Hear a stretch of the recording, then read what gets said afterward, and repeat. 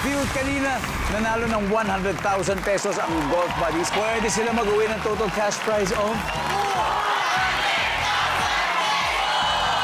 At may 20,000 pesos din ang napiling charity. Ronnie, ano bang napili niyo? May ginawa akong foundation, the Ronnie Liang Project Ngiti Foundation, para sa mga bata na may cleft lip palate, sa kanilang libreng surgery. Awesome. That's great, Ronnie. That's great, Ronnie. Thank you for what you do, Ronnie.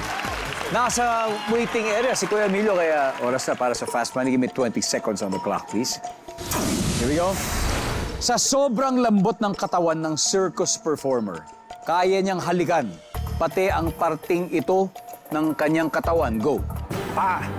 Ilang araw ka nag-iipon ng maduming damit bago ka maglaba? 2.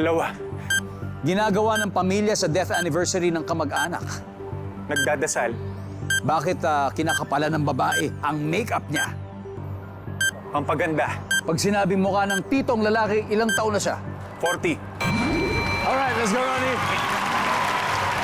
Tignan natin kung ilang puntos na nakuha natin. Sobrang lambot ng katawan ng circus performer, kaya kaya niyang halikan pati ang parting katawan. Sabi mo, sa paa.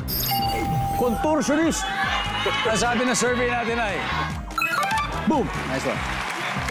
Ilang araw ka nag-iipon ng maduming damit bago maglaba? 2 days. 2 days. Sabi ng survey ay... Nice one. Ginagawa ng pamilya sa death anniversary ng kamag-anak. Ang sabi ay nagdarasal. Sabi ng survey. Yes! Bakit kinakapalan ng babae makeup niya? Kasi gusto niya magpaganda. Ang sabi ng survey. Yan. Kapag sinabi mo kang titong lalaki, siya'y 40. Ang sabi ng survey. Yeah! Nice one.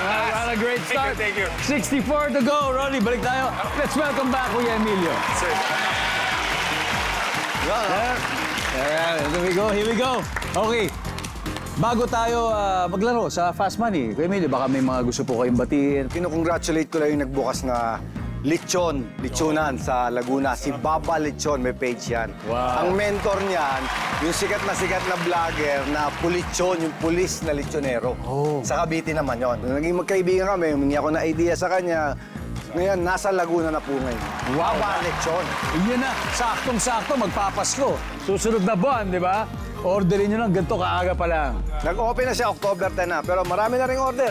Ayun. Congratulations dyan. Congratulations sa inyong palitson. Pero ito rin, may good news rin ako, Kuya Emilio. Si Ronnie, 136 points na nakuha. Ibig sabihin, 64 na lang ang kailangan ninyo. Pinay. Yun na lang, yun na lang. Okay, dahil dyan, makikita po ng mga manonood ang sagot ni Ronnie. Give me 25 seconds on the clock. Umasa na kami ngayon. Sa sobrang lambot ng katawan ng circus performer, kaya niyang halikan pati ang parting ito ng kanyang katawan. Go. Pusod, Ilang araw ka nag-iipon ng maduming damit bago ka maglaba? 2 araw. Bukod sa 2 araw? Isang araw pa lang, laban na yan. Ginagawa ng pamilya sa death anniversary ng kamag-anak.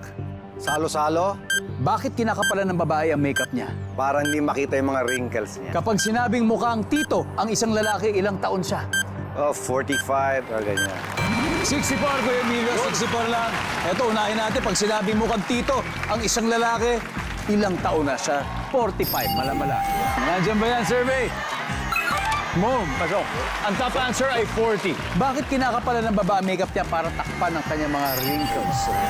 Ang sabi ng survey dyan ay, ang top answer ay para gumanda. Ginagawa ng pamilya sa death anniversary ng kamag-anak, siyempre nagsasalo-salo. Ang sabi ng survey, yan.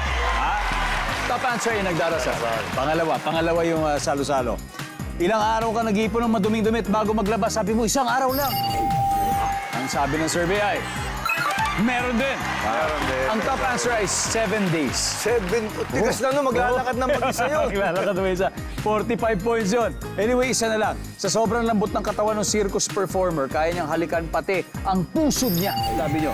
Sabi ng survey natin, 18 to go.